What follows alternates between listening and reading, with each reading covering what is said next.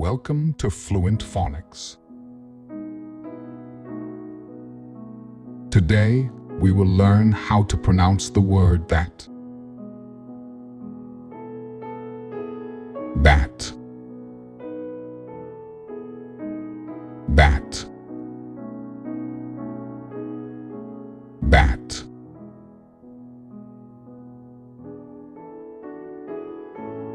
Here's an example of how one might use it in a sentence.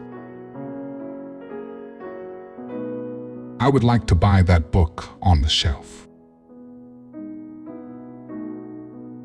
In this sentence, that is a demonstrative pronoun used to specify a particular book on the shelf that is being referred to.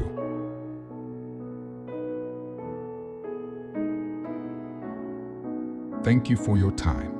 If you enjoyed this, please like and subscribe for further content.